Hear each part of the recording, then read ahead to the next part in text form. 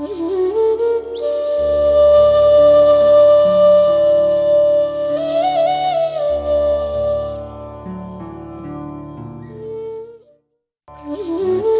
are going to do the 50th verse of Vishnu Sahastranam along with the two slokas from Bhagavad Gita.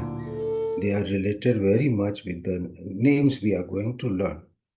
It is said that there is an extreme benefit of doing Vishnu Sahastranam. Even those who recite these names, whether they understand or not, there is a profound reward for that. And we are doing word by word with a meaning. So the one who is doing Chintan and recite it, imagine the benefit. So hopefully we can continue this and get extreme benefits of these divine names. So the 50th verse reads, Swapana, Swapana SwaVasho, Swapana SwaVasho Vyapi, Nek Atma, Nek Karmakrut. Then Vatsaro, Vatsaro, Vatsalo, Vatsi, Vatsaro, Vatsalo, Vatsi, Ratnagarbha, Ratnagarbha, Dhaneshwara. There are 10 names here. So the first name, which says Swapana, very profound meaning to this word, Swapana. It sounds like Swapna, but it is Swapana. Swapna, which you get when God puts you to sleep. That is the regular physical sleep, which makes you unconscious and you forget everything. But Swapana means you are awake. When you wake up in the morning, you are awake, bright, awake, fresh. Mind is working, very powerful. But you are asleep for the real consciousness of your Atman. Means you do not know about your Atman. So the one who puts you to the ignorance of yourself is called Swapan. Means we have become forgetful about our own soul, which is Sat Chit and Anand. And we assumed other identities that I am Atul Chokshi, I am Indian, now I'm American, I'm green card holder, blue card holder, all those things. But our real identity, the soul, not being aware of that, it is called Swapan. Means one who puts you through the sleep of your own self-identity and forgetfulness about your Atman is called Swapan, and that's a God. How does he do it? He does it with his power of Maya. Who does it do it to? To everyone, whoever is born. Who is an exemption? Only yogis and yatis, those who work to come out of this Maya, they are exception. But otherwise, we all human beings are subject to the spell of Maya. Maya means creation. Maya means illusion. Whatever we see is Maya. Maya is a divine power of God. It is not an evil power of God. It is a divine power of God. But it makes you forget about God himself and your Atman. God and Atman are same. So one who puts us through that is called Swapan. Swapayati iti Swapan, which makes you forgetful about this. So this is very well explained in the related Bhagavad Gita sloka, where God says, Ishvara sarva bhutana.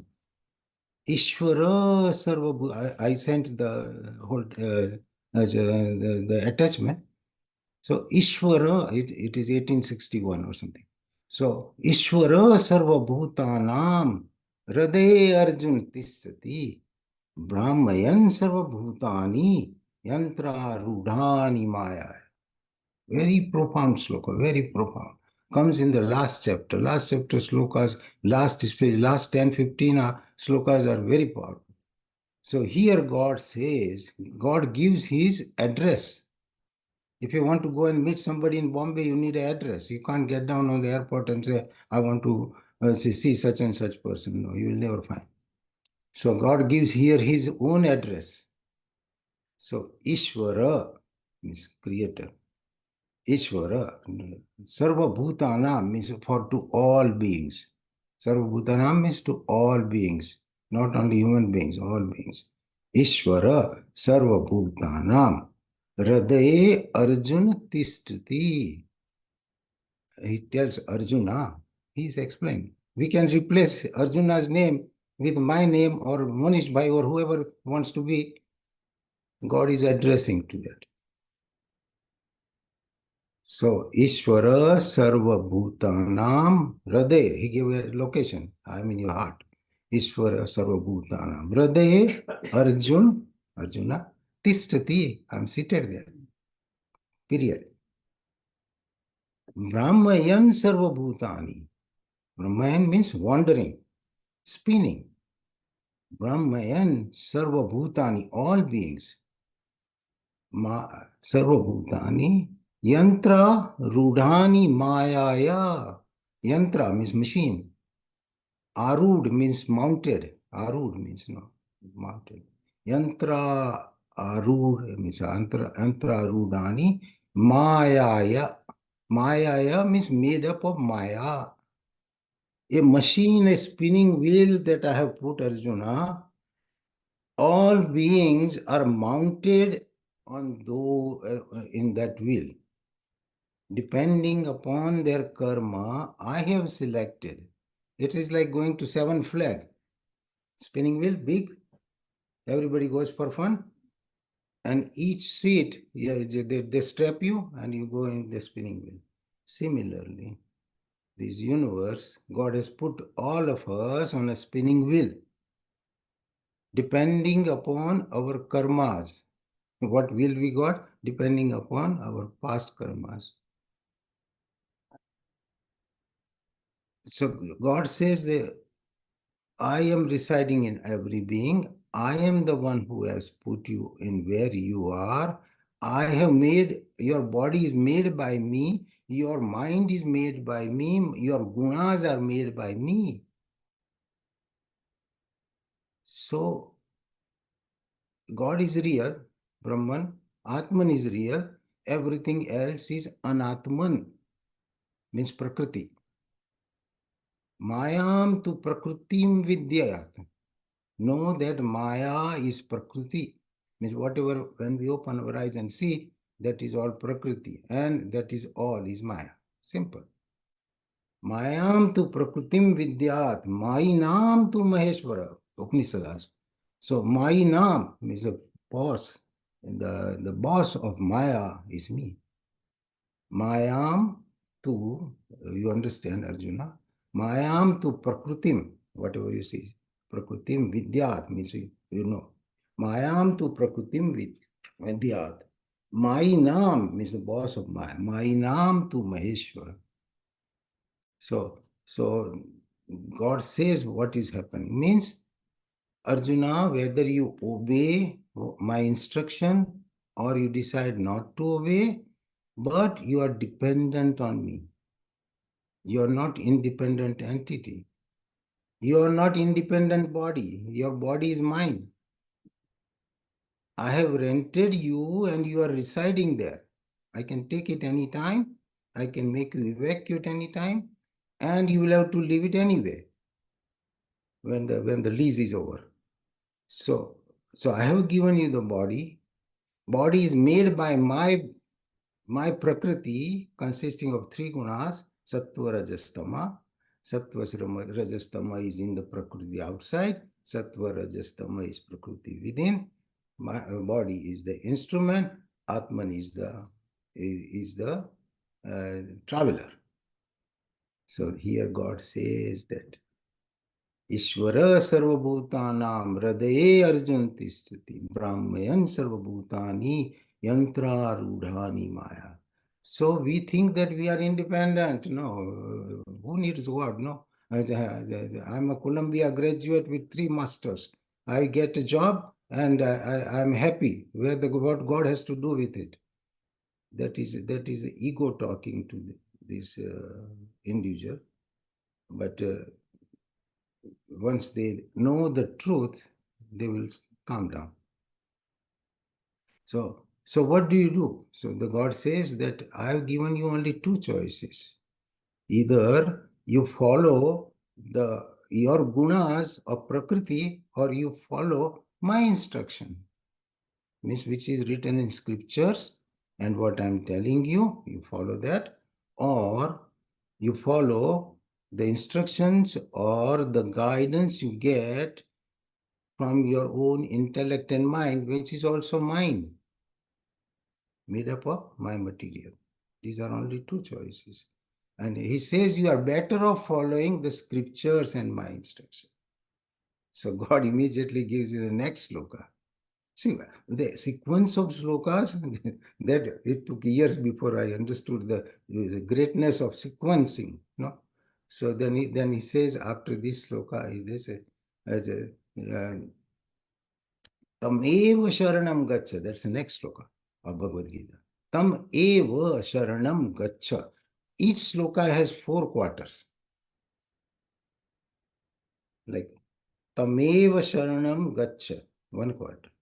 Sarva bhavena bharata, 2nd quarter. Tvat prasadat, 3rd quarter. Sthanam prapsisi sasvatam, 4th quarter.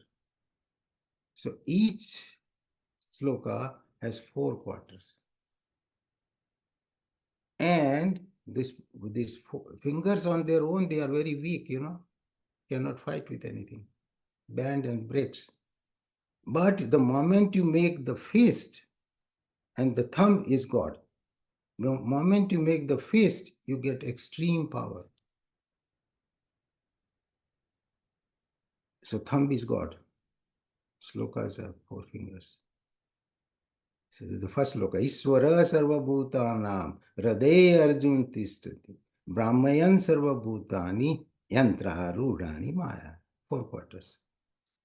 In one of the books written by Swami Satchidananda, many times, many years ago, on the last page, last back cover, it was written that these slokas are so powerful, one sloka can take you all the way up, means to God. If you don't have time and if you understand half a sloka, that will do the same good. If you understand quarter of it and if your mind and intellect absorbs and you put it to action, it has like a jet power, like a jet aircraft, it will take you there. And that's very true.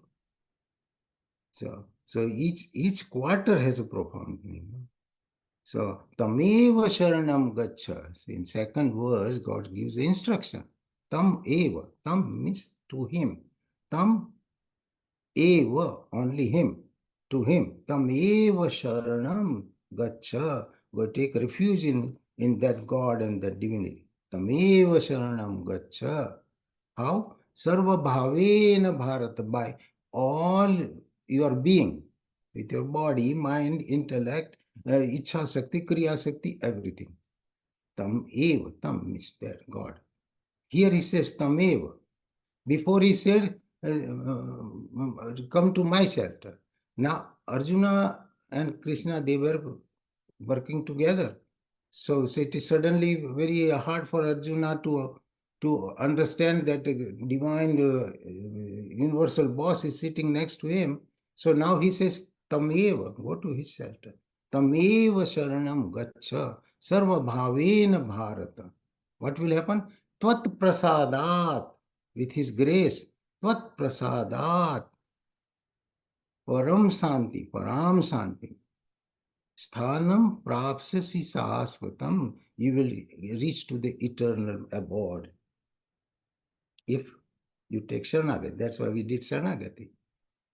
So, tameva sharanam gaccha sarva bhavena bharata tvat prasadat param santim sthanam prapsasi sahasvatam. So the one who understands these, or one who tries to understand these, one who is working on these, they are called yogis, the one who wants to unite with God. You don't have to be united to be called yogi. You are attempting to become yogi. Yeah. It's like you go get in the second MBBS, already they call you like a doctor, no? It's like you are MBBS. So someone say, what is your son doing? He's in MBBS. He has done only first year, but we know that he will become that. So the yogi. So that's why Arjuna, as a Lord tells Arjuna at many places, Tasmat yogir bhava Arjuna. Therefore, be a yogi.